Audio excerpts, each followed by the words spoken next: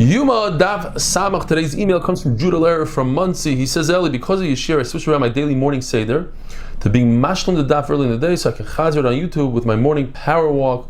After all, how many times can I listen to different live versions of the same song by the same band? Even they get boring after a while. Judah Muncie. Yoma Daf Samach, continuing from the other day's daf. Typically speaking, if you use something that used to be hegdish, but the mitzvah was done already with this hegdish, there's no isser mila, you're not chayav for mila, you don't have to bring a chaymesh, karma. But there are exceptions, and they are trumas hadeshin.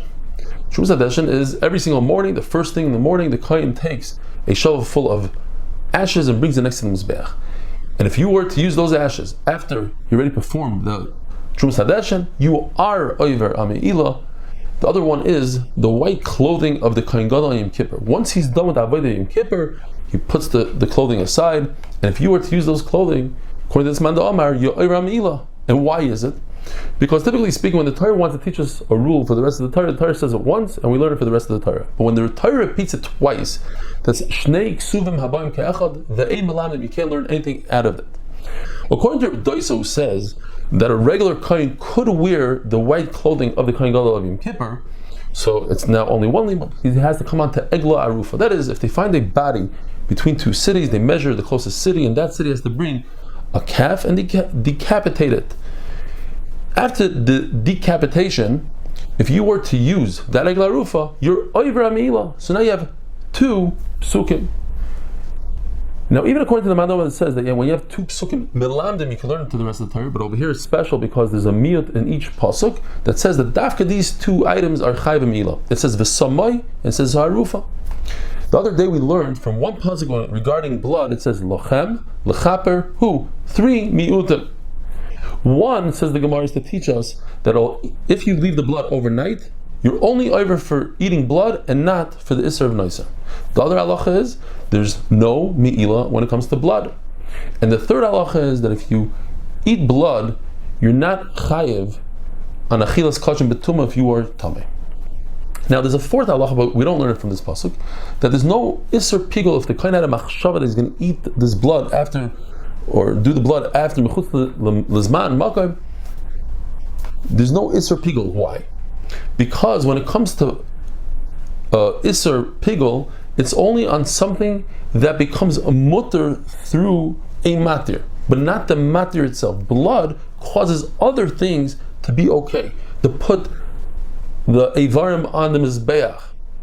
For a person to eat the carbon, you need the blood, you need the Zrika. So the blood is what causes the matir. The blood itself does not become Pigul. This says in the Mishnah, V'haisa zois lochem lechukas olam, that this should be a rule forever. Achas b'shana. And from here we learn that Seder is ma'akiv. The exact order of Yom Kippur, the Avodah in the Beis Hamikdash, is ma'akiv. What exactly is ma'akiv? So we have a big machlokes here. According to the Tanakama, every single Avodah of Yom Kippur is ma'akiv. According to Reb Nechemya, it's when the Kohen Gadol wears his white clothing, even outside of the Kodesh Kodashim, you are over on if you go out of order. But if he's wearing the big day zav, what he wears during the year, and the shiraim of the dam of the par are not ma'akiv. According to Rabbi Yehuda, only big day lavan inside the Kodesh Kodashim. The word zois comes to exclude white clothing outside, they're not ma'akiv, and achas comes to exclude that if he's wearing the big day zav.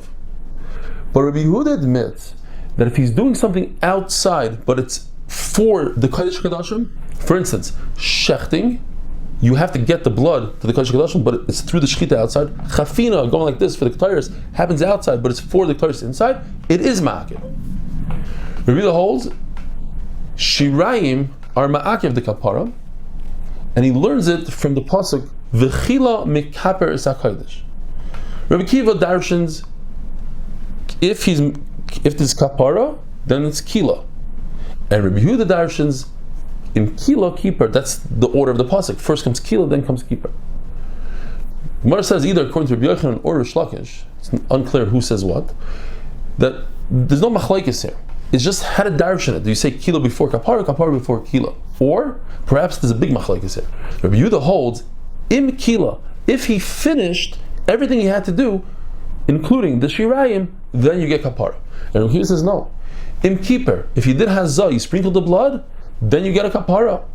You don't have to finish everything. Rabbi Yochanan says that according to Rabbi Nechemia, if you didn't spill the shirayim, there's no ikov. But the Gemara remains in a kasha because Rabbi Yochanan says in Rabbi Nechemia himself that shirayim is makiv.